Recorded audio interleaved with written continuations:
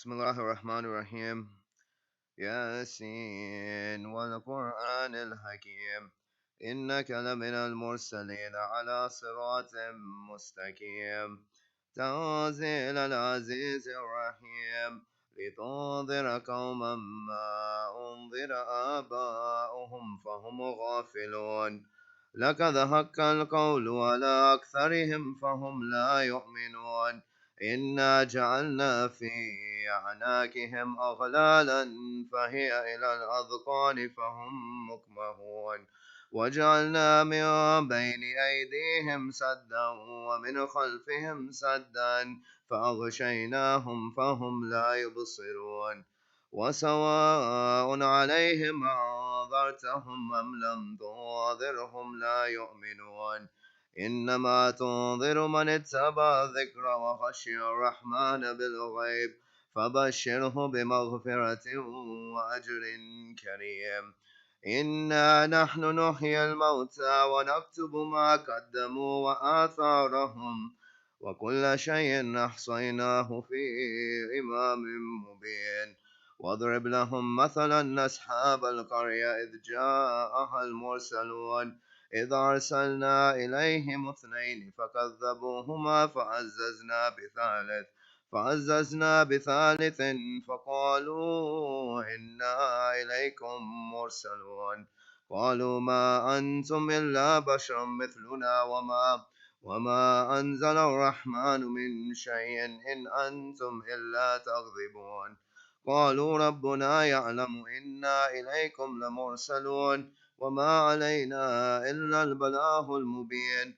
قالوا إنا تطيرنا بكم لئن لم تنتهوا لنرجمنكم وليمسنكم منا عذاب أليم.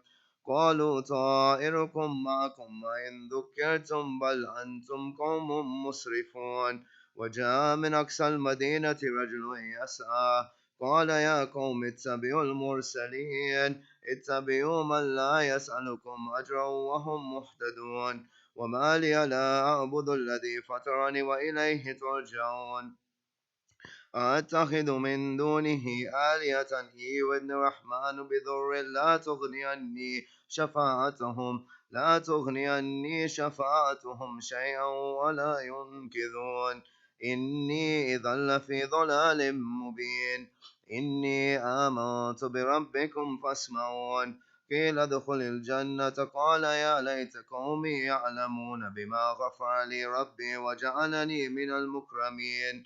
وما أنزلنا على قومه من بعده من جند من السماء وما كنا منزلين. إن كانت إلا صيحة واحدة فإذا هم خامدون.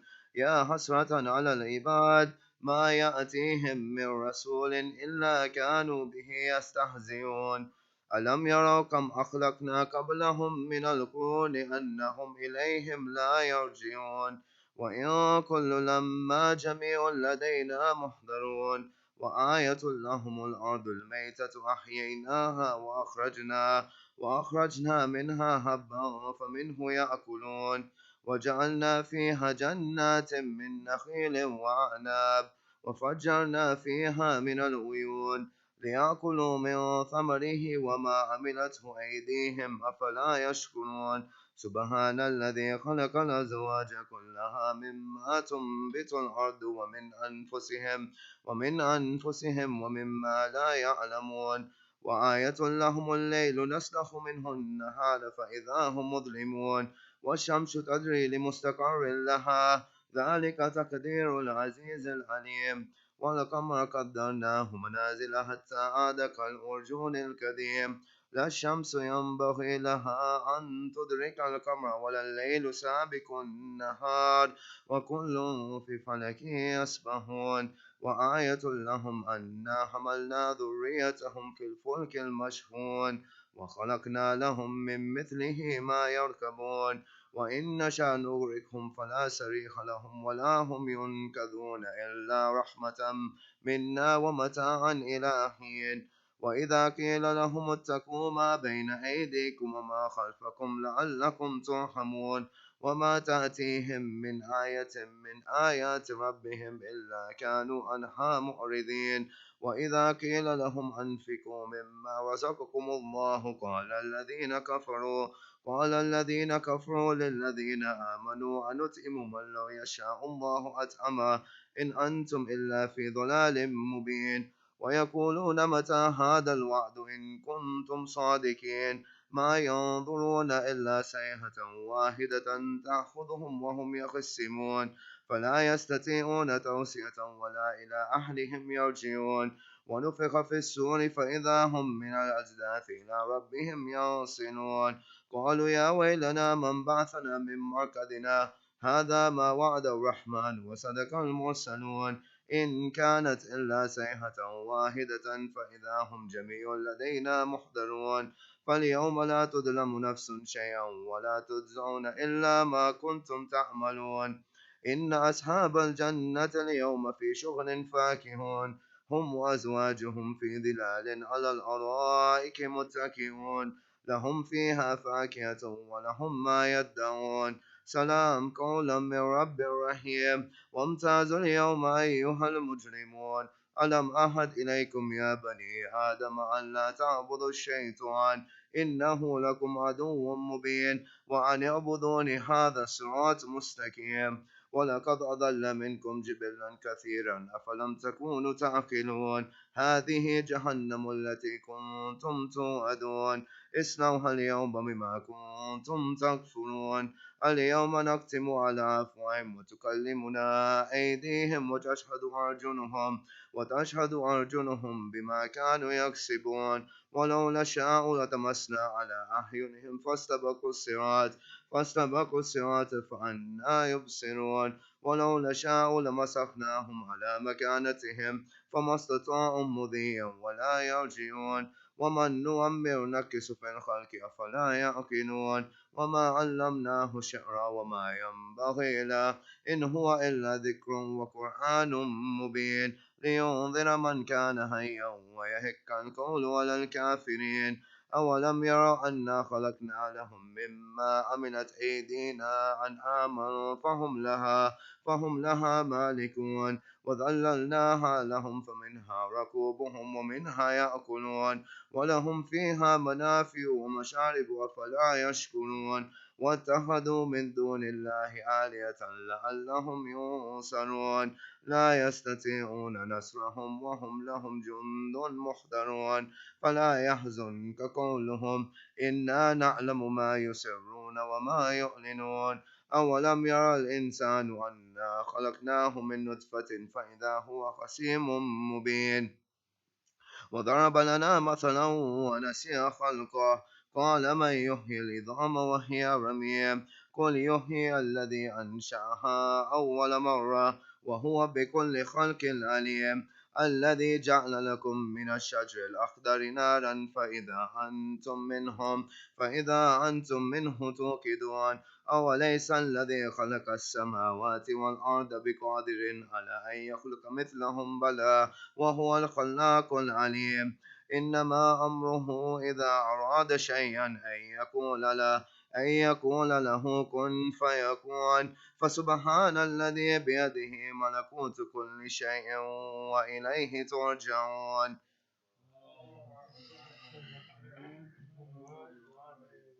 الفاتحة.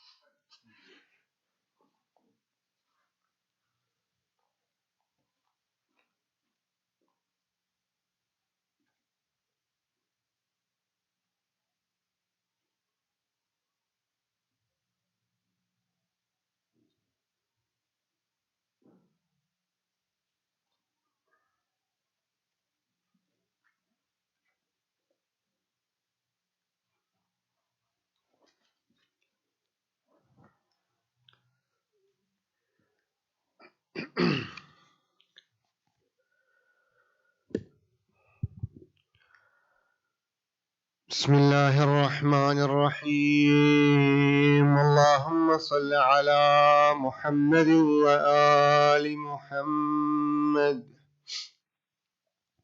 اللهم إني أسألك برحمتك التي وسعت كل شيء وبقوتك التي قهرت بها كل شيء وخضع لها كل شيء وذل لها كل شيء وبجبروتك التي غلبت بها كل شيء وبعزتك التي لا يقوم لها شيء وبعظمتك التي ملأت كل شيء وبسلطانك الذي على كل شيء وبوجهك الباقي بعد فناء كل شيء وبأسمائك التي ملأت أركان كل شيء وبعلمك الذي أحاط بكل شيء وبنور وجهك الذي أضاء له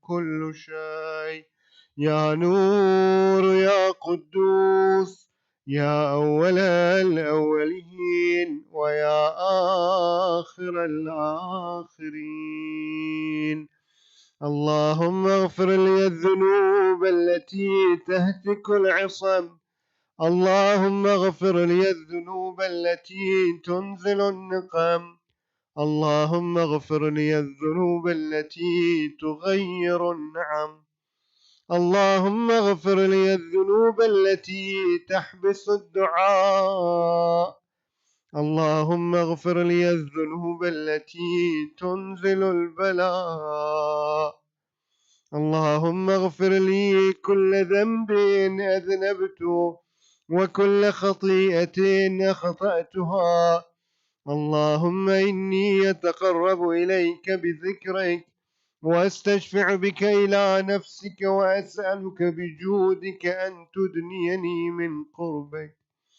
وأن توزعني شكرك وأن تلهمني ذكرك اللهم إني أسألك سؤال خاضع متذلل خاشع أن تسامحني وترحمني وتجعلني بقسمك راضيا قانعا وفي جميع الأحوال متواضعا اللهم وأسألك سؤال من اشتدت فاقته وأنزل بك عند الشدائد حاجته وعظم فيما عندك رغبته اللهم عظم سلطانك وعلى مكانك وخفي مكرك وظهر أمرك وغلب قهرك وجرت قدرتك ولا يمكن الفرار من حكومتك اللهم لا أجد لذنوبه غافرا ولا لقبائحه ساترا ولا لشيء من عملي القبيح بالحسن مبدلا غيرك لا إله إلا أنت سبحانك وبحمدك ظلمت نفسي وتجرأت بجهلي وسكنت إلى قديم ذكرك لي ومنك علي اللهم مولاي كم من قبيح سترته وكم من فادح من البلاء يقلته وكم من عثار وقيته وكم من مكروه دفعته وكم من ثناء جميل لست أهلا له نشرته اللهم عظم بلائي وأفرط بي سوء حالي وقصرت بي أعمالي وقعدت بي أغلالي وحبسني عن نفعي بعد أملي وخدعتني الدنيا بغرورها ونفسي بجنايتها ومطالي يا سيدي فأسألك بعزتك ألا يحجب عنك دعائي سوء عملي وفعالي ولا تفضحني بخفي ما اطلعت عليه من سري ولا تعاجلني بالعقوبة على ما عملته في خلواتي من سوء فعلي وإساءتي ودوام تفريطي وجهالتي وكثرة شهواتي وغفلتي، وكن اللهم بعزتك لي في كل الأحوال رؤوفا، وعلي في جميع الأمور عطوفا. إلهي وربي من لي غيرك، أسأله كشف ضري والنظر في أمري. إلهي ومولاي، أجريت علي حكما اتبعت فيه هوى نفسي، ولم أحترس فيه من تزيين عدوي، فغرني بما هو وأسعده على ذلك القضاء، فتجاوزت بما جرى علي من ذلك بعد حدودك، وخالفت بعد أوامرك. فلك الحمد علي في جميع ذلك، ولا حجة لي فيما جرى علي فيه قضاءك، وألزمني حكمك وبلاؤك. وقد أتيتك يا إلهي بعد تقصيري وإسرافي على نفسي، معتذرا نادما منكسرا، مستقيلا مستغفرا منيبا، مقرا مذعنا معترفا، لا أجد مفرا مما كان مني ولا مفزعا أتوجه إليه في أمري غير قبولك عذري، وإدخالك إياي في سعة من رحمتك. اللهم فاقبل عذري وارحم شدة ضري، وفكني من شد وثاقي. يا رب ارحم ضعف بدني ورقة جلدي ودقة عظمي. يا من بدا خلقي وذكري وتربيتي وبري وتغذيتي، هبني لابتداء كرمك وسالف برك بي. يا إلهي وسيدي أترى وربي، أتراك معذب بنارك بعد توحيدك، وبعد من طوى عليه قلبي من معرفتك، ولهج به لساني من ذكرك، واعتقده ضميري من حبك، وبعد صدق اعترافي ودعائي خاضعا لربوبيتك. هيهات، أنت أكرم من أن تضيع من ربيته، أو تبعد من أدنيته، أو تشرد من آويته، أو تسلم إلى البلاء من كفيته ورحمته.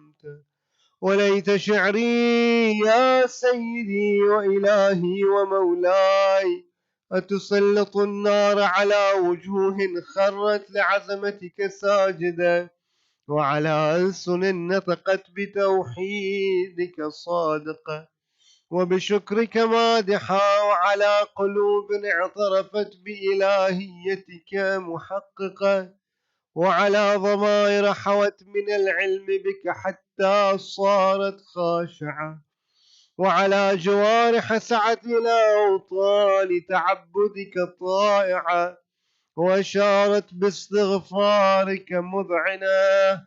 ما هكذا الظن بك، ولا أخبرنا بفضلك عنك يا كريم يا رب.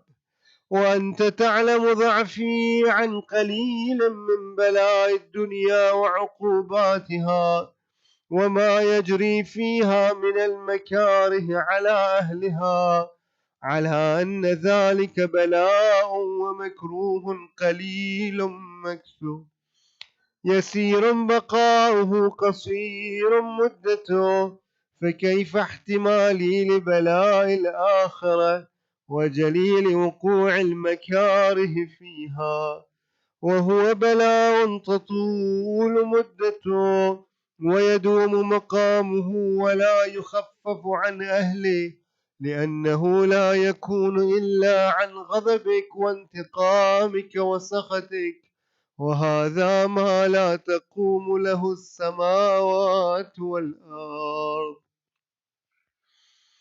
يا سيدي فكيف لي وأنا عبدك الضعيف الذليل الحقير المسكين المستكين. يا إلهي وربي وسيدي ومولاي، لأي الأمور إليك أشكو ولما منها ضج وأبكي لأليم العذاب وشدته أم لطول البلاء ومدته؟ فلئن صيرتني للعقوبات مع أعدائك وجمعت بيني وبين أهل بلائك وفرقت بيني وبين أحبائك وأوليائك، فهبني يا إلهي وسيدي ومولاي وربي. صبرت على عذابك فكيف أصبر على فراقك، وهبني صبرت على حر نارك فكيف أصبر عن النظر إلى كرامتك. أم كيف أسكن في النار ورجائي عفوك؟ فبعزتك يا سيدي ومولاي أقسم صادقا لئن تركتني ناطقا لأضجن إليك بين أهلها ضجيج الآمنين، ولأصرخن إليك صراخ المستصرخين، ولأبكين عليك بكاء الفاقدين، ولأنادينك أين كنت يا ولي المؤمنين، يا غاية آمال العارفين، يا غياث المستغيثين، يا حبيب قلوب الصادقين، ويا إله العالمين.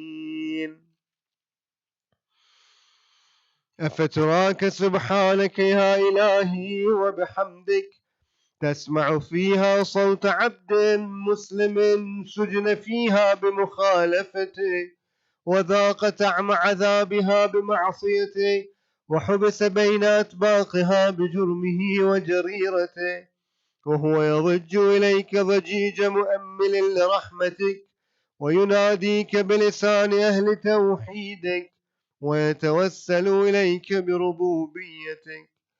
يا مولاي فكيف يبقى في العذاب وهو يرجو ما سلف من حلمك؟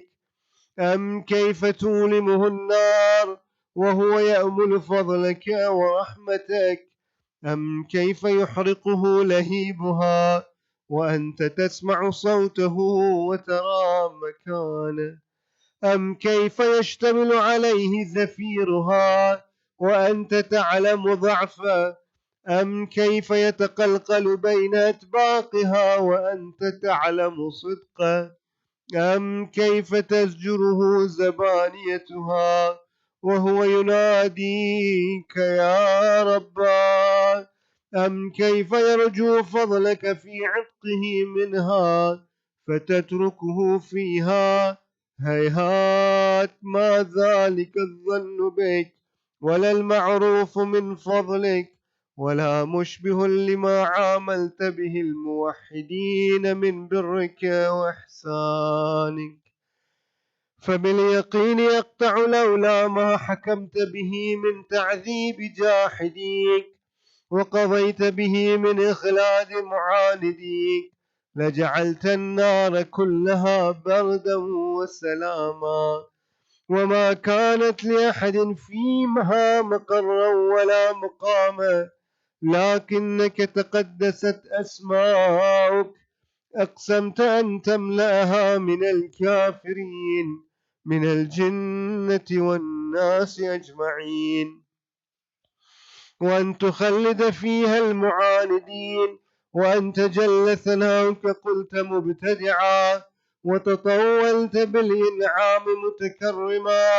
أفمن كان مؤمنا كمن كان فاسقا لا يستوون. إلهي وسيدي فأسألك بالقدرة التي قدرتها وبالقضية التي حتمتها وحكمتها وغلبت من عليه أجريتها أن تهب لي في هذه الليلة وفي هذه الساعة كل جرم أجرمته، وكل ذنب أذنبته، وكل قبيح أسررته، وكل جهل عملته كتمته أو أعلنته، أخفيته أو أظهرته، وكل سيئة أمرت بإثباتها الكرام الكاتبين الذين وكلتهم بحفظ ما يكون مني، وجعلتهم شهودا علي مع جوارحي، وكنت أنت الرقيب علي من ورائهم والشاهد لما خفي عنهم، وبرحمتك أخفيت، وبفضلك سترت، وأن توفر حظي من كل خير أنزلت، أو إحسان فضلت، أو بر نشرت، أو رزق بسطت، أو ذنب تغفره، أو خطأ تستره. يا ربي يا ربي يا رب، يا إلهي وسيدي ومولاي ومالك رقي، يا من بيده ناصيتي، يا عليما بضري ومسكنتي، يا خبيرا بفقري وفاقتي، يا ربي يا ربي يا رب، أسألك بحقك وقدسك وعظم صفاتك وأسمائك أن تجعل أوقاتي من الليل والنهار بذكرك معمورة، وبخدمتك موصولة، وأعمالي عندك مقبولة، حتى تكون أعمالي وأورادي كلها وردا واحدا، وحالي في خدمتك سرمدا.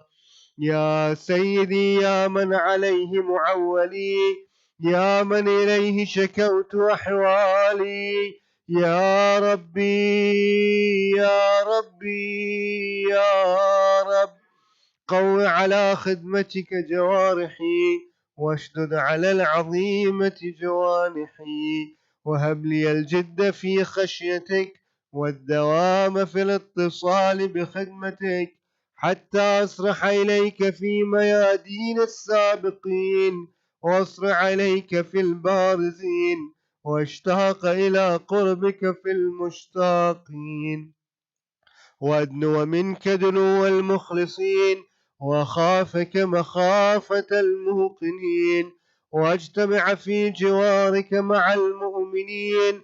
اللهم ومن أرادني بسوء فأرد، ومن كادني فكد، واجعلني من أحسن عبيدك نصيبا عندك، وأقربهم منزلة منك، وأخصهم زلفة لديك، فإنه لا ينال ذلك إلا بفضلك.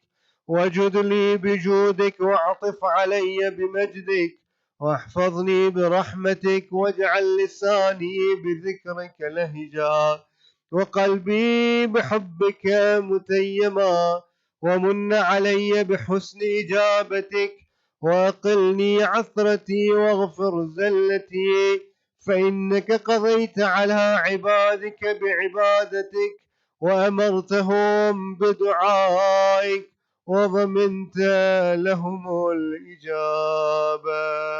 فإليك يا ربي نصبت وجهي، وإليك يا ربي مددت يدي، فبعزتك استجب لي دعائي، وبلغني مناي، ولا تقطع من فضلك رجائي، واكفني شر الجن والإنس من أعدائي. يا سريع الرضا، اغفر لمن لا يملك إلا الدعاء، فإنك فعال لما تشاء، يا من اسمه دواء، وذكره شفاء، وطاعته غنى. ارحم من رأس ماله الرجاء، وسلاحه البكاء، يا سابغ النعام، يا دافع النقام، يا نور المستوحشين في الظلم، يا عالما لا يعلم، صل على محمد وآل محمد وافعل بما أنت أهله.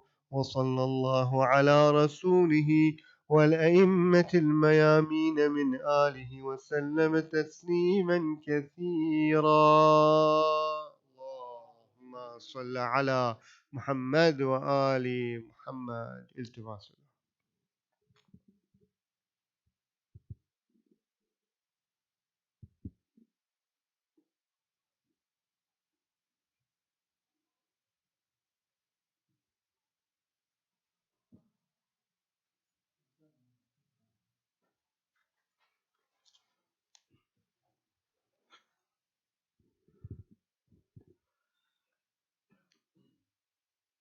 محمد وآل محمد صلوات. اللهم صل على محمد وآل محمد. ناب حسین نا لشکر حسین کا ہوگا، ناب حسین نا لشکر حسین کا ہوگا، ستم اٹھانے کو بیمار کربلا ہوگا، پھٹکتی ہوگی سرپنا فرات کی موجے، پھٹکتی ہوگی سرپنا فرات کی موجے، دعا جلے ہوئے خیموں سے اٹھ رہا ہوگا، نہ اب حسین نہ کسی نے بالیاں کانوں سے چھین لی ہوں گی، کسی نے بالیاں کانوں سے چھین لی ہوگی، کوئی تماچے سکینہ کو مارتا ہوگا، نہ اب حسین نہ اسیر ہو کے نبی زادیاں چلی ہوں گی، اسیر ہو کے نبی زادیاں چلی ہوں گی، تو دل کا کیا حال خدا جانے کیا ہوا ہوگا، نہ اب حسین نہ لہو شہیدوں کا دیکھا جو ہوگا زینب نے، لہو شہیدوں کا دیکھا جو ہوگا زینب نے، تو دل سے پیاس کا احساس مٹ گیا ہوگا، نہ اب حسین نہ تمہاری پیاس تو نہ وقت سے بجھ سکی اصغر، तुम्हारी प्यास तो ना वक्त से बुझ सकी असगर, दिले रबाब मगर गम से पट रहा होगा, नब हुसैन नब लश्कर हुसैन का होगा, सितम उठाने को बीमार कर बला होगा। मोहम्मद व आले मोहम्मद सल्लल्लाहु अलैहि Muhammad wa ali Muhammad. Let us all recite 5 times Ayah Mayujibu for all those who are sick, for the safety of Muslims, the safety of our old brothers, for the safety of everybody, those who are in difficulty everywhere in the world, for our safety from different diseases and all those in need of du'as. Bismillahir Rahmanir Rahim.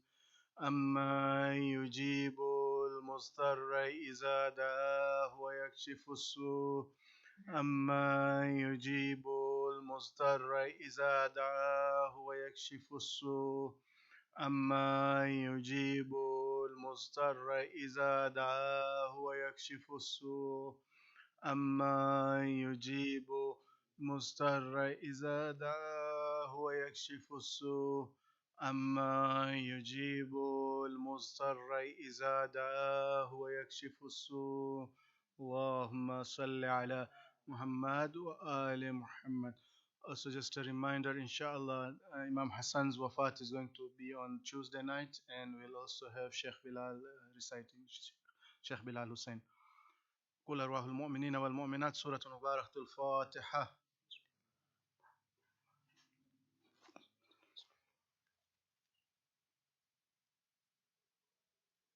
قرأ سورة المباركة الفاتحة. بسم الله الرحمن الرحيم.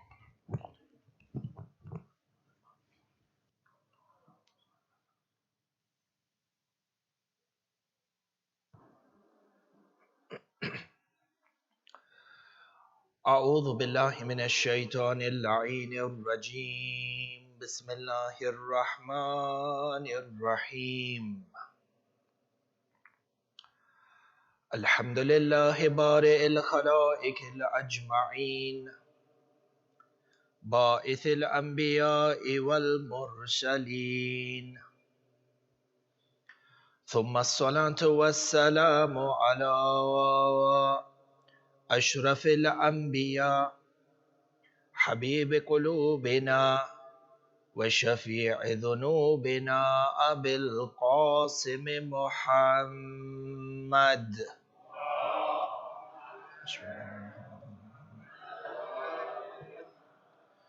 ثم الصلاة والسلام على أهل بيته الطيبين الطاهرين المعصومين المظلومين، لا سيما ولي الله الحجة ابن الحسن صاحب الأمر والزمان. اللهم صل على محمد وعلى محمد. روحي وأرواح العالمين له الفداء، ولعنة الله على أعدائهم وعلى منكري فضائلهم وعلى من شرك في ولايتهم من الأولين والآخرين إلى قيام يوم الدين. آمين رب العالمين. صلى الله عليك يا مولاي يا أبا عبد الله، صلى الله عليك يا مولاي يا أبا عبد الله، يا رحمة الله الواسعة ويا باب نجاة الأمة.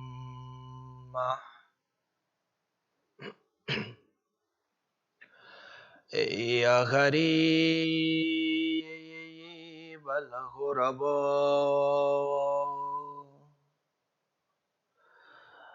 يا مظلوم كربلاء، السلام على من جعل الله الشفاء في تربته، السلام على من الإجابة تحت قبته، السلام على ساكن كربلاء. فيا ليتنا ثم يا ليتنا وكنا معكم سادتي، يا سادتي،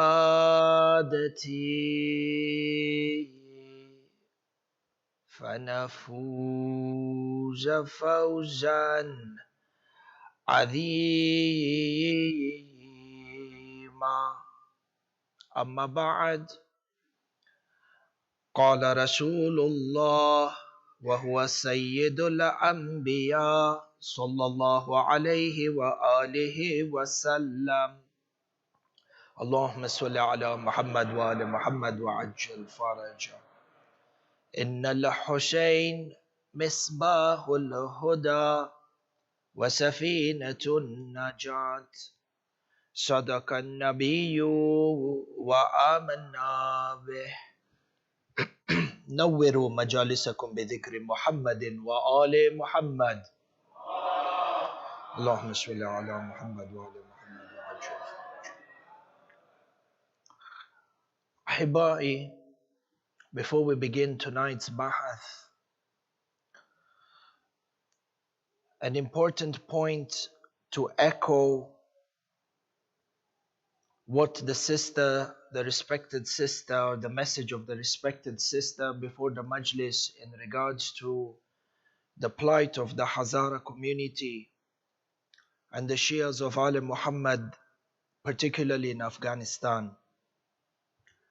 And Ahibai, it becomes our responsibility to engage, to mobilize, and to assist in any capacity possible.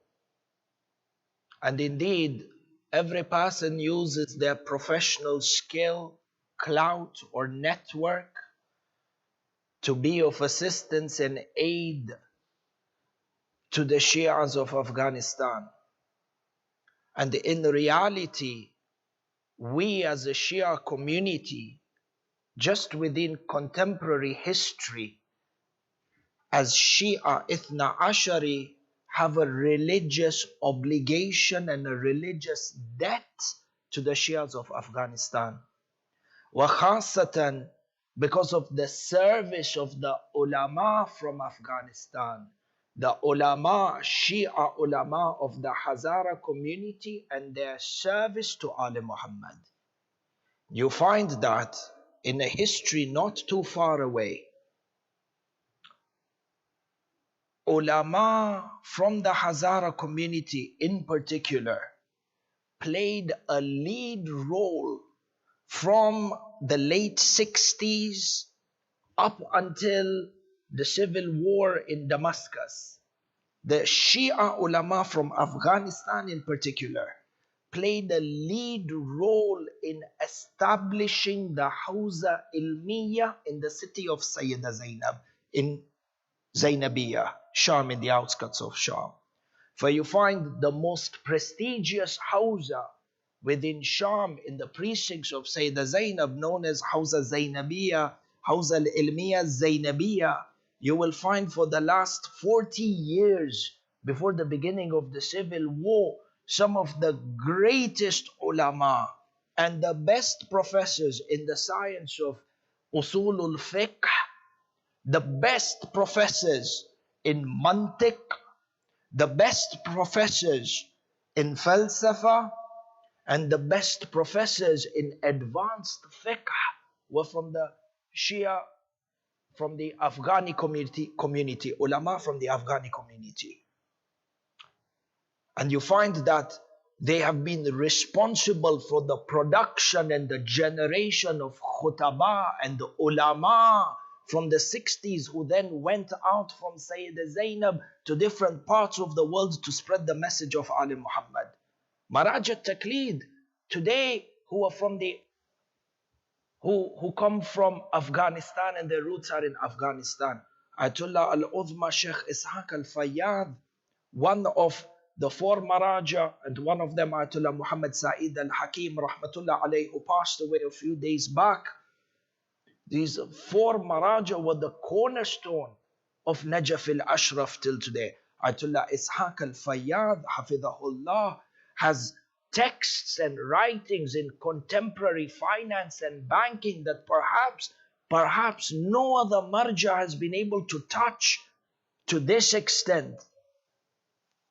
This community, sarahatan, they were not only oppressed in their hometowns, but when they left and they came to Najaf al-Ashraf, they bared the brunt of racism and hatred and oppression, even during the time of Saddam in Najaf al-Ashraf. But tahammul, they bared and they bared and they bared patience, because they had one thing inside of them: the love of Ali Muhammad and service towards Ali Muhammad. And you find that we are indebted to this community, not only because of our bonds of wilayah. And you recite this inside of Ziyarat Ashura. Man salamakum ya Aba Abdullah. Who is at peace with you? Who are your lovers? I'm in love with them. I'm at peace with them. Brotherhood and bonds through wilayah is one thing, but an obligation due to their service for what they have done to the madhab, or what they have done for the madhab of Ali Muhammad, it becomes absolutely important that you and I are able to participate in initiatives and use everything within our clouds and our networks to ensure that we are able to be of whatever assistance that is possible. All of this with the barakat of Allah, salawat ala Muhammad wa ali Muhammad.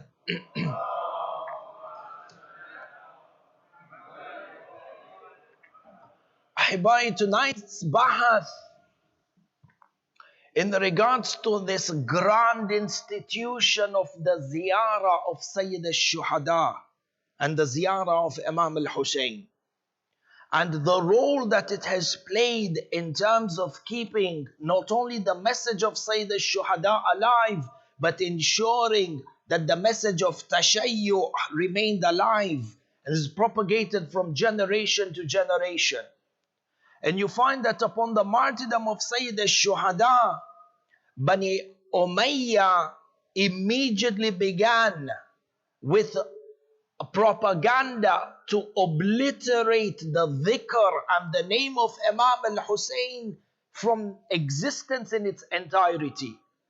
And you find that throughout the passage of time, in the footsteps of Bani Umayyah, you find Bani Abbas done the same. And after Bani Abbas, history is witness that generation after generation, world forces that orchestrated themselves and mobilized themselves did not spare any effort when it came to obliterating the ziyarah of Imam al-Hussein in particular.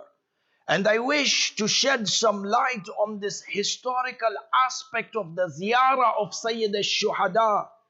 Number one, for us to understand this great legacy and the sacrifice which has been given in order for this legacy of Imam al-Hussein and the legacy of ziyarah, the sacrifices that have taken across the passage of time in order for me and you to inherit this religion. Number one.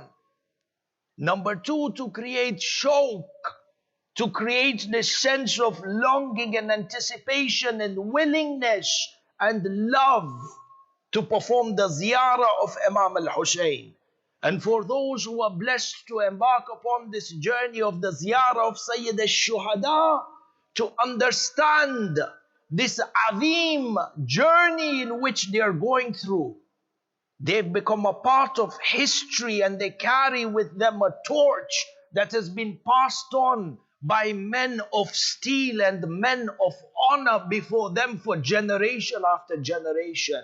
For this institution has divinity and a sacredness around it that must be passed on to the future generations, and before that maintained within our own generation.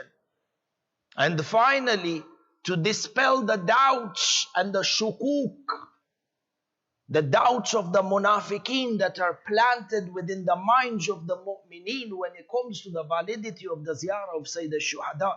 And doubts are of two types, ahibai. You have the doubt of a muta'allim, the doubt of a person genuinely seeking knowledge, and he asks, and this is something which is mahmud, this is something which is praiseworthy, because Amirul Mu'mineen salawatullahi wa salamuhu alayhi, Allahumma salli ala Muhammad wa ala Muhammad wa ajjal faraja, states miftahul ilm su'al, that the key to knowledge is to ask.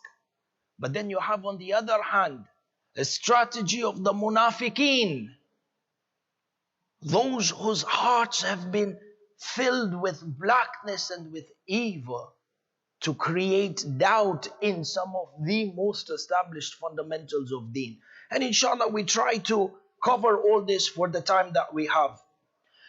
Ahibai, when you look through the history and the institution of the ziyarah of Sayyid al-Shuhada, you find that right from the martyrdom of Imam al-Hussein, the institution of ziyarah was established, was initiated and propagated by the Imams of Ali Muhammad. And they did not spare any effort when it came to promoting the ziyarah of Sayyid al-Shuhada, which is why you find that if you were to refer back to some of the most ancient, authentic scripts that we have, or scriptures that we have when it comes to the institution of the ziyarah of Sayyid al-Shuhada, and you go back to texts such as Kamil al-Ziyarat, which is authored by Ibn Qawlaway rahmatullah alayh, the teacher of Shaykh al-Mufid rahmatullah alayh, you find that a majority of the hadith that talk about the ziyarah of Imam al-Hussein emanate from Imam Bakr and from Imam al-Sadiq. During the peak time, ahibai, fiqh al-hadith, the jurisprudence of hadith and understanding hadith requires one to understand the circumstances in which these hadith emanated. For if you were to look at the times of Imam al-Baqir and the Imam al-Sadiq, salawatullahi wa salamuhu alayhima, you find that these were the times of Sallu ala Muhammad wa ala Muhammad, Allahumma salli ala Muhammad wa ala Muhammad wa ajjal faraja. You find that these were the times in which the kingdom of Bani Umayyah and the kingdom of Bani Abbas prevailed. And yes, there was relative freedom that allowed for a limited period of time, that allowed the fifth and the sixth Imam to disseminate their knowledge. But this does not negate the fact that the Shias as a sect were under constant threat and persecution by Bani Umayyah and by Bani Abbas.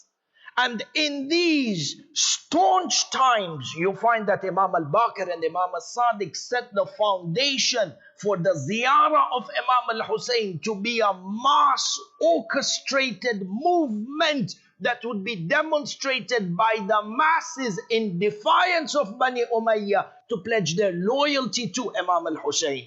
Which is why you have within Kamil al-Ziyarat, you have, for example, a hadith that is narrated on authority of Muhammad ibn Muslim. Muhammad ibn Muslim narrates from Imam al-Baqir, Imam Abu Ja'far.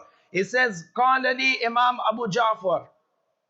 The narrator is who? Muhammad ibn Muslim. Who is narrating from? Yani Imam al-Baqir alayhi salam has spoken to him, has told him. مروا شيعتنا بزيارة قبر الحسين. Muru yani command tense, derived from the word amr, in its verbal tense, which is in a command form addressed towards the plural. Muru, command, mobilize the masses. For what? The ziyarah of Imam al-Hussein. And then have a look at the hadith in itself in terms of the chain of narrators. Imam al-Baqir is not telling any one of the normal companions, and every companion of Imam al-Baqir and Imam al-Sadiq is grand. But over here you have to look at the qualities of the narrator who has been entrusted with this message. Because now the narrator of this tradition, Muru Shi'atana bi ziyarati qabri al-Husayn, command our Shias. Imam al-Baqir is telling Muhammad ibn Muslim, go out and command our Shias to uphold and to perform the ziyarah of Imam al-Hussein. So this nature of the hadith is that Imam al-Baqir has appointed one of his companions to go out, encourage, mobilize, orchestrate a mass movement. Sahih? This is the dalala of the hadith from its linguistic perspective. This is what is understood from the linguistic perspective. A command tense that is indicating mass mobilization. When you want to mobilize the masses for something as grand as a ziyarah, then by logic, the imam will appoint this task of mass mobilization to somebody who has a standing in the community, who has social status, and has standing within the community, an authority figure, such that when he speaks on behalf of the imam, it has maximum impact and the command is executed. From here you understand why Imam al-Baqir selected a person such as Muhammad ibn Muslim.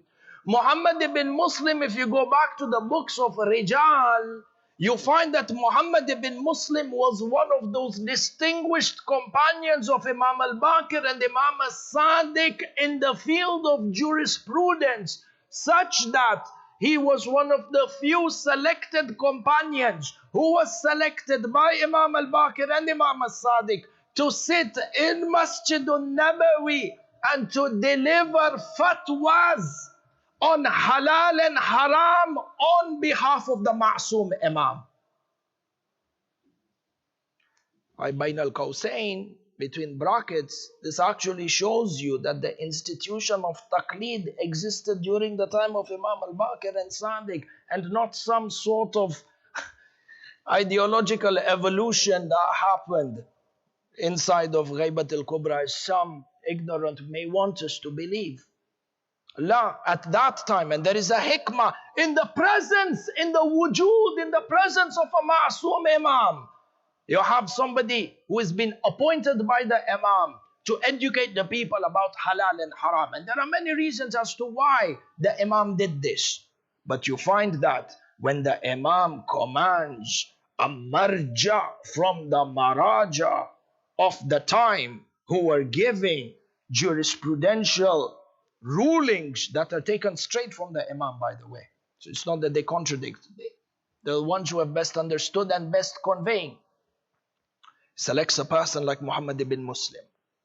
And you find that narrations like these encouraged the Shias during the time of Bani Umayyah and Bani Abbas to go out in their thousands from all corners of the Islamic empire to go and perform the ziyarah of Sayyid al-Shuhada. And the Shi'i movement, when it came to the ziyarah of Imam al-Hussein, due to the enforcement and the hadith and the encouragement from Imam al-Baqir and Imam al-Sadiq, was such that Karbala, despite all the oppression of Bani Umayyah and Bani Abbas, by the time of Imam al-Sadiq, or during the time of Imam al-Sadiq, the grave of Imam al-Hussein already had a structure on top of it. I call it a saqifa. Saqifa yani like a shed. It was a proper structure with a roof, walls and doors.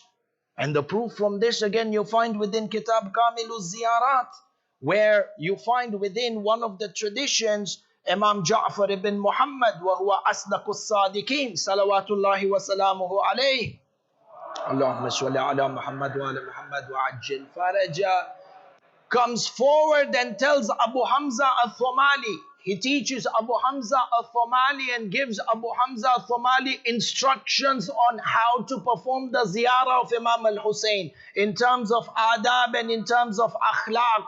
He says, Imam al-Sadiq says to Abu Hamza al-Thumali, فَإِذَا زُرْتَ قَبْرِ الْحُسَيْنِ مِنْ بَابِ الشَّرْقِ من باب الذي or من باب الذي يلي الشرق فكف على الباب وقل. Imam al-Sadiq says to Abu Hamza al-Thumali, when you go to visit the grave of Imam al-Hussein, then enter through the door from the western entrance and stand at the door and say, and then the entire ziyarah begins. Meaning what? When Imam al-Sadiq tells Abu Hamza al-Thumali, enter through the western entrance and stand at the door, and then you recite the Idhn al-Dukhul, what we call Idhn al-Dukhul. Meaning what? Meaning that by the time of Imam al-Sadiq alayhi salam, there was already a structure over the grave of Imam al-Hussein alayhi salam. And this was a direct result of the mass mobilizations initiated by Imam al-Baqir and Imam al-Sadiq, commanding the Shias and encouraging them in every way possible, regardless of the oppressors of the time, visit Imam al-Hussein. And you find that as Bani Umayyah's regime came to an end with the revolution by Bani Abbas. And Bani Abbas, what they did is they played on the emotions of the people. And they manipulated, the word is manipulate, ahibai. They manipulated the emotions of the Shia by using the tragedy of Karbala as a reason for a revolution to overthrow Bani Umayyah. And the minute they came into power, they themselves performed the greatest crime against Imam al-Hussein. Do you know the first person to destroy the grave of Imam al-Hussein, to raise down the grave of Imam al-Hussein? Because we said from the hadith, by the time of Imam al-Sadiq, there was a structure on the grave of Imam al-Hussein. The first person to destroy it was from Bani Abbas, the Bani Abbas ruler by the name of Mansur al-Dawaniki. He came into power and their slogan was, Ya li tharat al-Hussein, vengeance for Imam al-Hussein. Got the masses, mobilized the masses, overthrew Bani Umayyah, got into power, and they fought against Imam al-Hussein. Politics, ahibai. Mansur al-Dawaniki was the first one to come and raise down the haram or the shrine of Imam al-Hussein with the structure that was on top. And the Shias were killed. Public executions for anyone found within the vicinity of the grave. And you would find that when there are public executions that are happening, people's lives are being lost. You would think that Imam al-Baqir and Imam al-Sadiq would tone down their hadith and they would tell the people, okay, taqiyya, don't go for ziyarah, hold back, hide your faith, your life is more important. In the face of public executions, what did the Imams do? Not only did they continue to encourage the people to go, rather they doubled up the hadith and said your thawab for execution 10 times fold. You find that in the face of oppression, they went to Imam al-Sadiq, they said, Ya Aba Abdullah, they kill us if they find us. Imam al-Sadiq tells them what is the reward if they go through any sort of trouble and any type of harm. And you find from here that this event of Karbala is azim, is grand, is an istithna in history, an exception in history. And which is why the manner in which Ahlul Bayt promoted and safeguarded and expected us to promote and safeguard is also exceptional. For you find that the rules and the regulations that confine the obligation of Hajj do not even apply when it comes to the ziyarah of Imam al-Hussein. Because in Hajj, and the fuqaha are present, when there is a fear that your life might come under threat. Not that it is confirmed your life is under threat. If there's just that fear that your life is under threat, the wujub of Hajj falls from you. Refer back to the books of the Fuqaha. Refer back to Urwatul Wuthqa, for example, and see what Atullah Kadhim al-Yazdi says when it comes to Hajj and the following rulings from the Maraja. But when it came to the ziyarah of Imam al-Hussein, Imam al-Sadiq clearly says, if this happens, if that happens, if you are hadith, if some person becomes shaheed on the way to ziyarah, this is the thawab for them. Somebody got arrested, this is the thawab of them. If the weather was too hot and the sun was shining upon you too much and you got suntanned and you got a heat stroke, this is the thawab for you. The more the challenging the ziyarah became, the higher and higher the rewards became. This is how this deen has reached us. And sacrifice upon sacrifice. Mansur al-Dawaniki destroyed, the first person to destroy the shrine of Imam al-Hussein. On the other hand, Imam al-Baqir and Imam al-Sadiq promoting the Shias as defiance. The Qadiyya of Imam al-Hussein has to live and has to go on. Inna al-Hussein mismahul huda. Has to continue, and the Shias continued persistently on this path until the time of Imam al-Kadhim. You find during the time of Imam al-Kadhim, you look at, subhanallah, the ziyarah of Imam al-Hussein, which is narrated by Imam al-Kadhim. During the time of Harun al-Abbasi, the persecution of the Shias reached a different level. But Imam al-Kadhim kept encouraging the people to go for ziyarah. You look even inside, if I'm not mistaken, you will find this even in Mafatihul Jinan. One of the ziyarat of Imam al-Hussein, which is known as Ziyarat al-Mutlaqa, is narrated by Imam al-Kadhim. And even in Karbala till today, there is a mazar, there is a marking for where Imam al-Kadhim performed the ziyarah of Imam al-Hussein. You look at the ziyarah of Imam al-Kadhim for Sayyid al-Shuhada, you find the ziyarah has 7 lines to it. Salamu alayka ya Aba Abdullah, sallallahu alayka ya Aba Abdullah, rahimakallah ya Aba Abdullah. لعن الله من قتلك ولعن الله من سمع بذلك ورضي به. You go and you read the ziyarah, 7 lines, 7 lines. You think, Aji, people traveled from Medina, the distance, but the threat of death and public execution just to go to Imam al-Hussein and say 7 lines. How Azim. We think only 7 lines, but every word in those 7 lines has an impact on your ma'rifah, has an impact on your soul, has an impact on your deen. Every one word of those 7 sentences contributes towards keeping the name of Imam al-Hussein alive. And hence sometimes we got to be careful that we don't use the religion on a false premise to come and attack Imam al-Hussein. And you find sometimes it's a big misconception. Pastor comes and says, Shaykhuna, do for us istikhara. We want to do istikhara to see whether we should go for ziyarah or not. Ajib. Ya istikhara for ziyarah. Imam al-Baqir, Imam al-Sadiq's hadith are very clear in our obligation when it comes to ziyarah. Imam al-Rida, salawatullahi wa salamuhu alayhi, says, Inna Sallu ala Muhammad wa ala Muhammad. For every one of the Imams, there is the obligation, there is an obligation of a pledge upon the Shias. وَمِن تَمَامِ الْوَفَى بِالْأَحَدِ. And from the most loyal ways to demonstrate this pledge of allegiance, ahad, he says, زِيَارَةِ قُبُورِهِمْ. كَامِلُ زِيَارَةِ. But more than that, look at the words of the ziyarah. Look at the words of the ziyarah. Ziyarat al-Arba'in.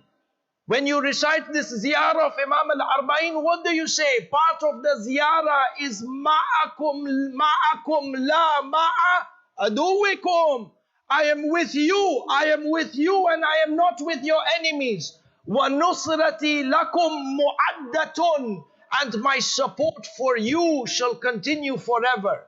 Billahi alaykum, when you look at the matan of this ziyarah, when you look at the text of this ziyarah, ma'akum, la ma'a aduwikum. What does it mean? With you and not with your enemies. Yani shuno? Bay'ah. This is bay'ah. وَنُصْرَتِي لَكُمْ مُعَدَّةٌ. And my willingness to support you, my support for you rather, is forever ready. This is what? This is bay'ah. To give bay'ah to a ma'soom imam, one needs istikhara. We have to be careful. If a person can't go for ziyarah, and there's other reasons, between him, Allah and Imam al-Hussein, Baba, don't bring the istikhara in the Quran and bring a religious justification to an issue that has no rabt bi rabt in this. May Allah give all of us, inshallah, بحق Imam al-Hussein and Amir al-Mu'minin alayhi salam, the opportunity to perform the ziyarah of Sayyid al-Shuhada with the barakat of Allah, salawat ala Muhammad wa ali Muhammad. Hi, Ba'ad, you find during the time of Harun, they destructed the grave of Imam al-Hussein for a second time. And in fact, when they destructed the Saqifa, because when Mansur destroyed it, the Shias on the insistence of the Imams would continue their ziyaras, would build structures again, they would get demolished and destroyed, they would go back out in defiance. You find that during the time of Imam al-Qadim, during the time of Harun, the Haram of Imam al-Hussein was destroyed again. And in fact, at that time, what happened, like in previous times, every time the Haram of Imam al-Hussein was destroyed and the signs of the grave was obliterated, how did the people know where the grave of Imam al-Hussein is? There used to be a tree. They call it the Sidra tree. And even if you go, it is in the memory of this tree that you have an entrance to the Dharih or to the Haram of Imam al-Hussein that is known as Babu Sidra. There's a reason why it was named Babu Sidra. Number one, Sidratul Muntaha. This is by way of intima, but it is actually named, if you go back and you look into the manuscripts or the history of the Haram and why every door is named in a certain way, you find Babu Sidra in honor of this tree, the Sidra tree that was right by the grave of Imam al-Hussein. And it used to have a scent that was like no other scent. So even when there was no marking of a grave, the people would know from the tree, the Sidra tree, you take, for example, 5 steps to the east, 5 steps north, this is the grave of Imam al-Hussein. For what did Harun al-Abbasi do? He cut down the tree such that and uprooted it from its roots so there would be no traces. Yet Imam al-Qadim encourages the Shia, go out, go forward, do the ziyarah of Imam al-Hussein. And this continuous destruction of the Haram of Imam al-Hussein continued until the time of Mutawakkil.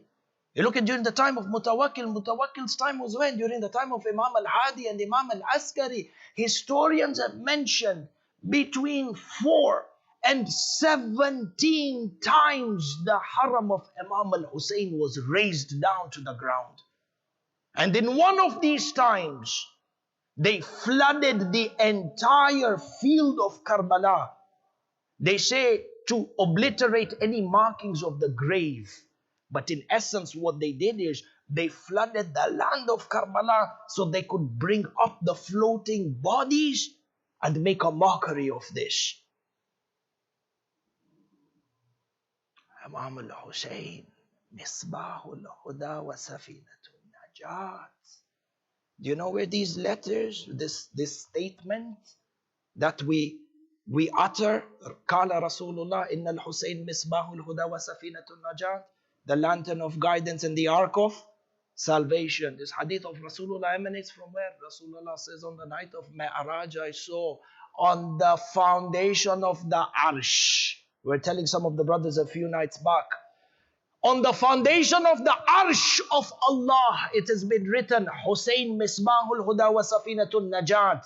If you are to summarize the entire bahath of the Arsh of Allah, what is the Arsh? From the hadith of Ahlul Bayt, as a quick conclusion, you come to 2 things. It represents the grandeur of Allah, the Qudra and the Jalala, whether it is through ilm or anything else. The Qudra of Allah is symbolized through the Arsh. The foundation of that Qudra of Allah, there is the inscription, Hussein is the lantern of guidance.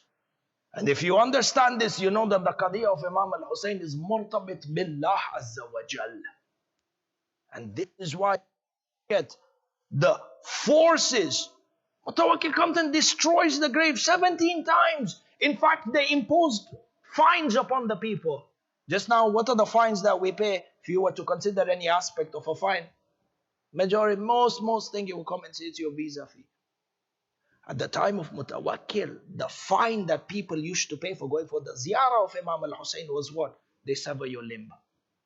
They cut your right hand, you go 1 year. The next year, they cut your left hand, and then your leg, and then your other leg. Until the saying became famous amongst the Shia, لو قطعوا أرجلنا وأيدينا لنؤتيك زحفا يا حسين. If they cut our hands, will come crawling to you on our bellies, Ya Hussein. These were not slogans that they chanted. These are values by which they lived their lives. And it becomes responsibility. Think about these messages. Think about these legacies that happen. And look at our responsibility in upholding ziyarah with the challenges of our time. And those who are going for the ziyarah, when you are on this ziyarah of Imam al-Hussein, know that you are walking in the footsteps of people like those. And that's a responsibility on one hand, but it's an honor on the other hand as well. They were cutting hand and feet. You would think Imam al-Hadi, Imam al-Askari will hold back. The time of Ghaiba is coming, and they're imprisoned in Samarra, and they're away from everyone. What happened? Imam al-Askari came back and said, Alamat al-Mu'min khamsan from one. Created this shock inside of them and gave them a shelter. Go and visit Imam al-Hussein and uphold this legacy.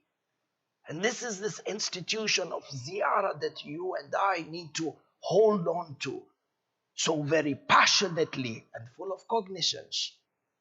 And you come and you find my time is almost over, but I will take 2 quick minutes. If the masjid is a little bit over, I know it's a weeknight, but inshallah, in the love of Imam al-Hussein, you will not mind. Sallu ala Muhammad wa ala Muhammad. Sallu ala Muhammad wa ala Muhammad wa ajil farajah. You find people come forward and they come to put shock in your mind. And we mentioned this for a number of the brothers a couple of nights back as well. They come and they put shock and they say, hold on a second, this Ziyaratul Arba'in actually is a bid'ah. And we're not worried about what the non-Shia says. These are people who claim to be Shia.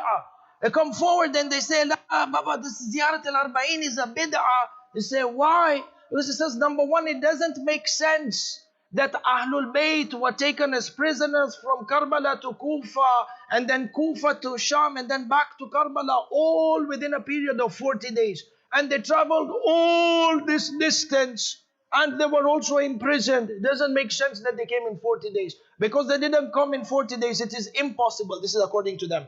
Because they say it's impossible that all this could have happened within 40 days. And because it's an impossibility, it also means Ziyarat al-Arba'in is a fabrication of the Shias.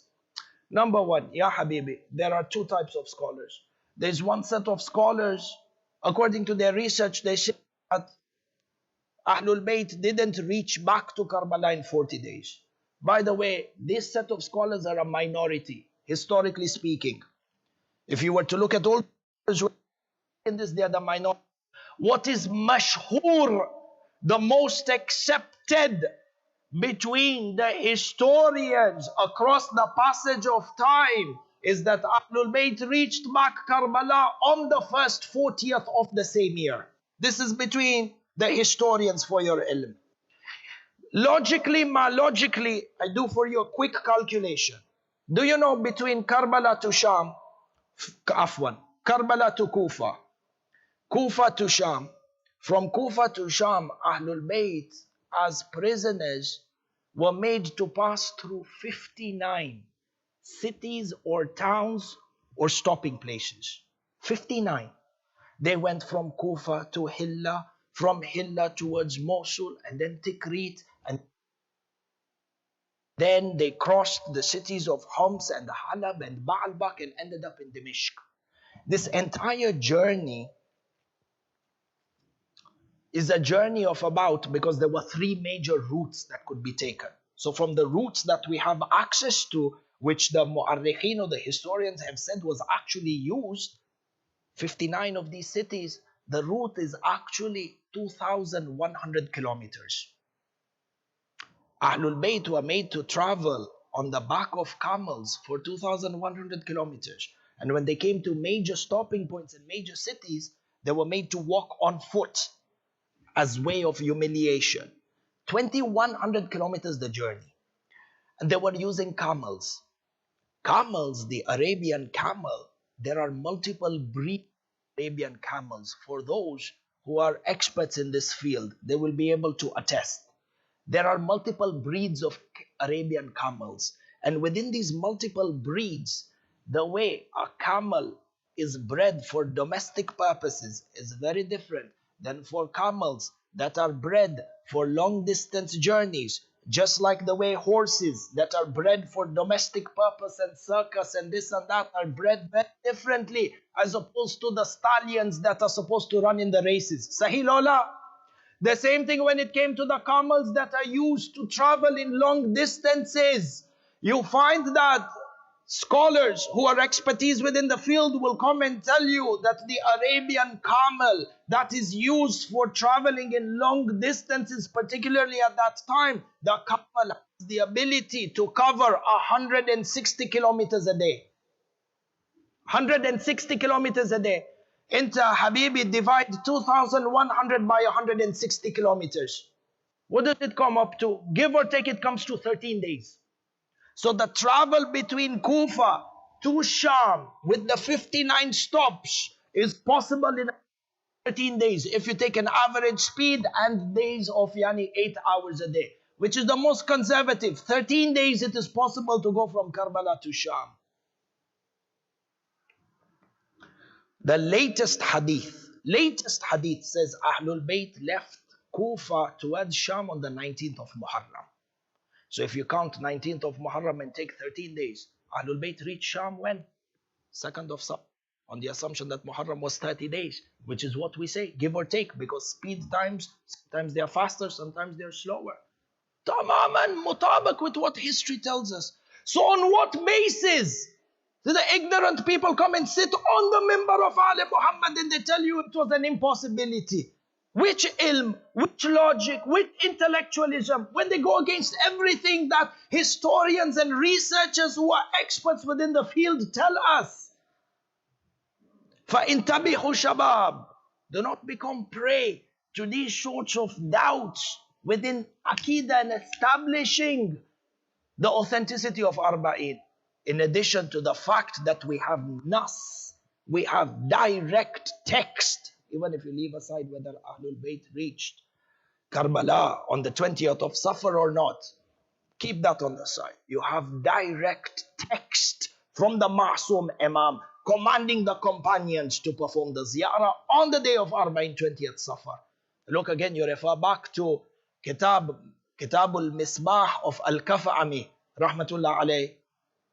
Inside of that, there is the ziyarah of Ziyaratul Arba'in, which you can also find in Mafatihul Jinan. Go back to the sanad or the chain of narrators for this ziyarah, Ziyaratul Arba'in. Hadith says, Safwan al-Jamal, Qala li as-Sadiq. Safwan al-Jamal says, Imam as-Sadiq alayhi salam said to me, when you perform the ziyarah of Arba'in, Ziyaratul Arba'in, then recite it in the irtifa in nahar. Recite it at the early part of the morning. After sunrise, and irtifa in nahar has got its own linguistic meaning and fiqhi meaning. But recite it in the early parts of the morning, but after sunrise and before dhuhr. Imam al-Sadiq tells Safwan al-Jamal, Liz, on the day of Arba'in, recite this ziyarah. You have direct nas from the Imam saying, recite the ziyarah of Arba'in. How do they become a bid'ah? We have to educate ourselves and we have to stand up to defend these principles of ziyarah and take honor and create within ourselves this love and this nourishment and pass it on to the next generation. There is much to say, but our time is also over. Sallu ala Muhammad wa ala Muhammad.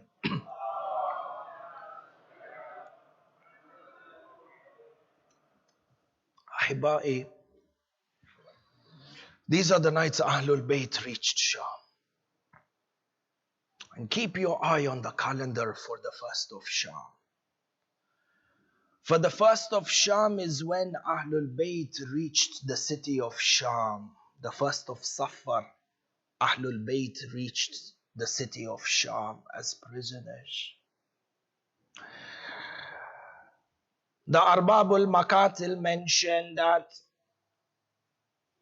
when the Ahlul Bayt were approaching towards the city of Sham, they were made to wait on the outskirts of Sham, particularly at Babu Tuma, because Sham had 7 major doors through which you could enter into the capital.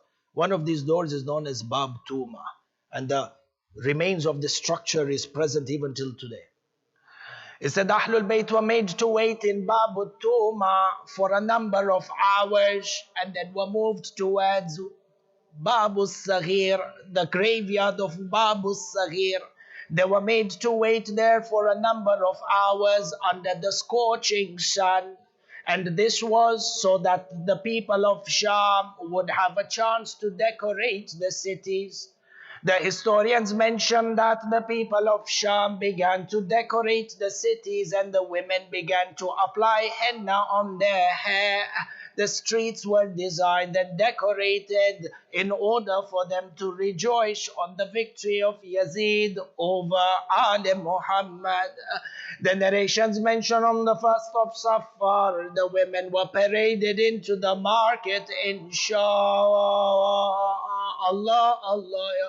How did the Ahlul Bayt enter into Sham? They had the spears. On the spears, they had the head of Sayyid al-Shuhada at the front, and at the back of the Qafila, they had the blessed head of Maulana Abul Fadil. Allah. Look at the ghurba, look at the masa'ib.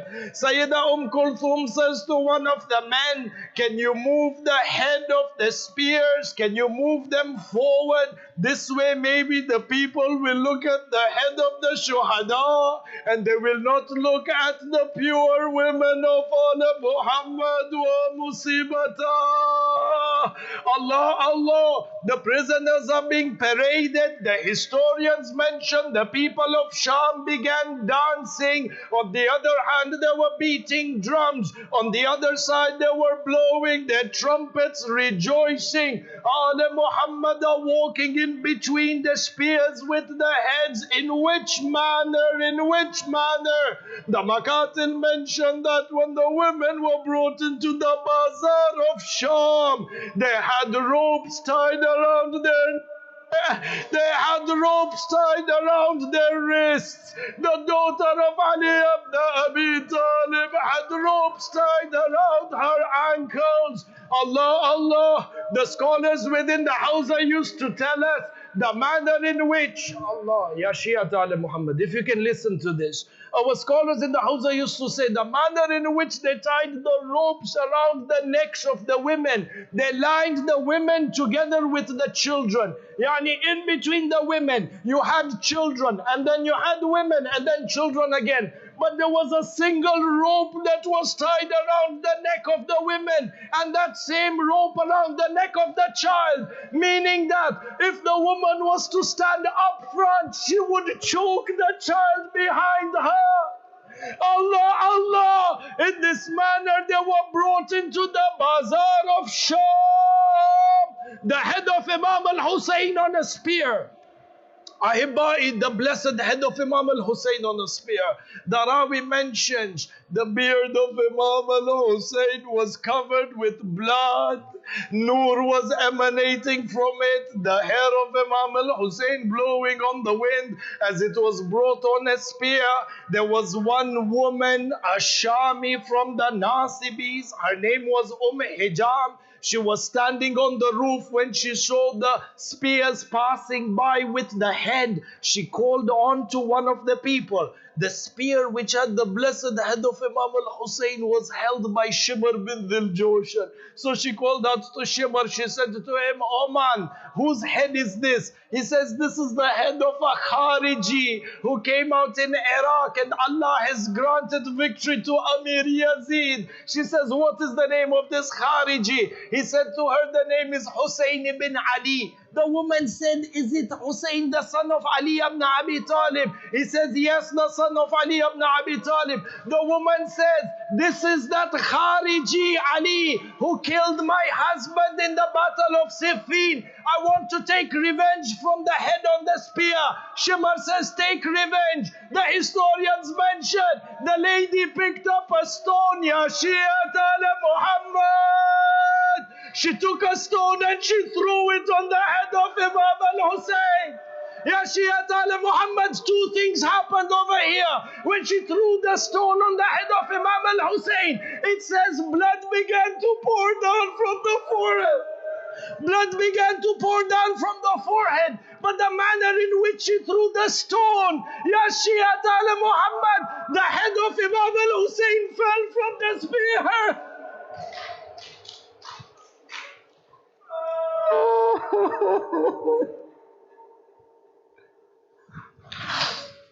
Matam Hussein, Matam Zainab.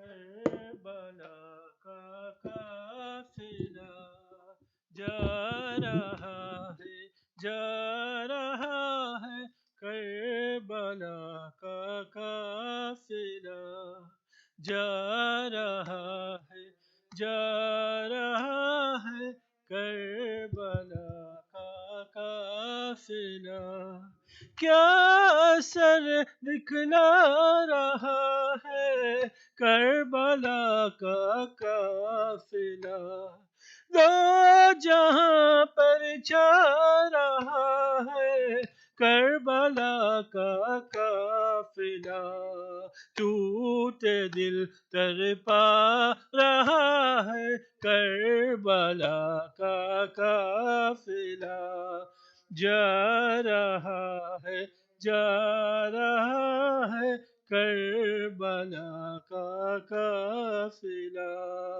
जा रहा है जा रहा है Karbala का काफिला दिल के टुकड़े हो गए गम की निशानी हो गई जिसका था माँ को सहारा वो जवानी खो गई खून दिल बरसा रहा है करबला का काफिला जा रहा है जा रहा है बला का काफिला जा रहा है जा रहा करबला का काफिला जाता है उजरे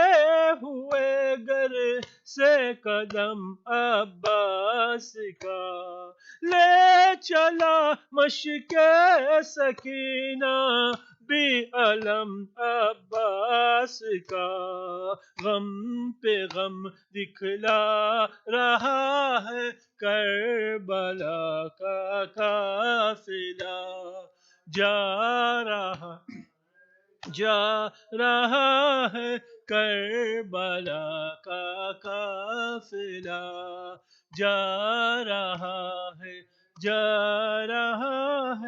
करबला का काफिला मुँह छुपाए जा रही है सरबरहना बीबिया बेपिदर के सुरुख मुँह छुपाए जा रही है सरबरहना बीबिया बिखर के सुखों में है और बाजुओं मेरी इस्मा हाय क्या दिखला रहा है करबला का काफिला जा रहा है जा रहा है करबला का काफिला जा रहा जा रहा है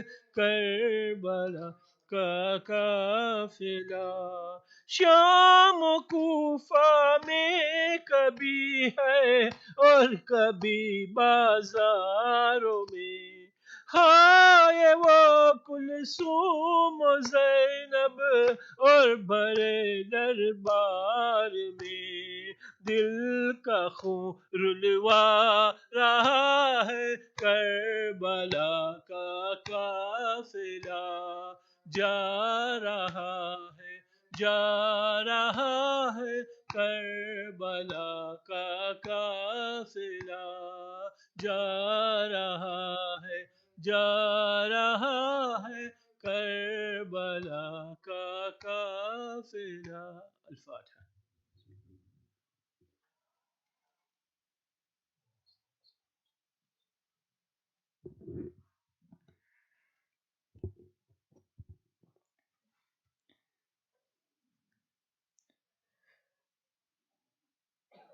बिस्मिल्लाहिर्रहमानिर्रहीम अस्सलामु अलैकुम या अबा अब्दुल्लाह अस्सलामु अलैकुम या इब्न रसूलिल्लाह अस्सलामु अलैकुम वरहमतुल्लाहि वबरकातुह अस्सलामु अलैकुम या वारिथ आदम सफ़वतुल्लाह अस्सलामु अलैकुम या वारिथ नूह नबील्लाह अस्सलामु अलैकुम या वारिथ इब्राहीम खलीलillah अस्सलामु अलैकुम या वारिथ मूसा कलीमिल्लाह अस्सलामु अलैकुम या वारिथ ईसा रूहिल्लाह अस्सलामु अलैकुम या वारिथ محمد حبيب الله السلام عليك يا وارث علي أمير المؤمنين ولي الله السلام عليك يا ابن محمد المصطفى السلام عليك يا ابن علي المرتضى السلام عليك يا ابن فاطمة الزهراء السلام عليك يا ابن خديجة الكبرى السلام عليك يا ثار الله وابن ثاره والوتر الموتور أشهد أنك قد أقمت الصلاة وآتيت الزكاة وأمرت بالمعروف ونهيت عن المنكر وأطعت الله ورسوله حتى أتاك اليقين فلعن الله أمة قتلتك ولعن الله أمة ظلمتك ولعن الله أمة سمعت بذلك فرضيت به يا مولاي يا أبا عبد الله أشهد أنك كنت نورا في الأسلاب الشامخة والأرحام المطهرة لم تنجسك الجاهلية بأنجاسها ولم تلبسك من مدلهمات ثيابها وأشهد أنك من دعائم الدين وأركان المؤمنين وأشهد أنك الإمام البر التقي والرضي الزكي الهادي المهدي وأشهد أن الأئمة من ولدك كلمة التقوى وأعلام الهدى والعروة الوثقى والحجة على أهل الدنيا وأشهد الله وملائكته وأنبياءه ورسله أني بكم مؤمن وبيابكم موقن بشرائع ديني وخواتيم عمله وقلبي لقلبكم سلم أمري لأمركم متبع صلوات الله عليكم وعلى أرواحكم وعلى أجسادكم وعلى أجسامكم وعلى شاهدكم وعلى غائبكم وعلى ظاهركم وعلى باطنكم السلام عليك يا ابن رسول الله السلام عليك يا ابن نبي الله السلام عليك يا ابن أمير المؤمنين السلام عليك يا ابن الحسين الشهيد السلام عليك أيها الشهيد وابن الشهيد السلام عليك أيها المظلوم وابن المظلوم لعن الله أمة قتلتك ولعن الله أمة ظلمتك ولعن الله أمة سمعت بذلك فرضيت به السلام عليكم يا أولياء الله وأحباءه السلام عليكم يا أصفياء الله وأوداءه السلام عليكم يا أنصار دين الله السلام عليكم يا أنصار رسول الله السلام عليكم يا أنصار أمير المؤمنين السلام عليكم يا أنصار فاطمة سيدة النساء العالمين السلام عليكم يا أنصار أبي محمد الحسن بن علي الولي الناس السلام عليكم يا أنصار أبي عبد الله بأبي أنتم وأمي تبتم وتابت الأرض التي فيها دفنتم وفزتم فوزا عظيما فيا ليتني كنتم معكم فأفوز معكم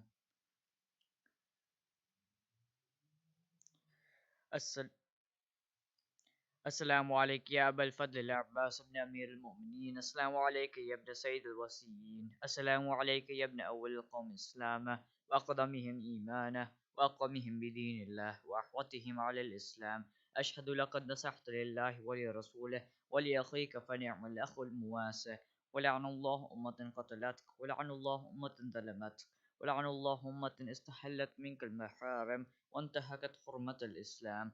فنعم السعير المجاهد المحامي الناس والأخ الدافع عن أخيه المجيب إلى طاعة ربه الراغب فيما زهد فيه غيره من الثواب الجزيل والثناء الجميل. والحقق الله بدرجة آبائك في جنات النعيم. السلام عليكم ورحمة الله وبركاته. السلام عليك يا غريب الغربة السلطان حسن علي بن موسى الرضا كن شفينا وشفي والدي في من جزاه ورحمة الله وبركاته. السلام عليك يا صاحب الأسر والزمان سيدي المان من فتنة الزمان. السلام عليك يا شريك القرآن. السلام عليك يا كعبة الإيمان. السلام عليك يا خليفة الرحمن. السلام عليك يا إمام الإنس والجان. أجل الله فرجه وسهل الله مخرجه دخول الأمن ورحمة الله وبركاته.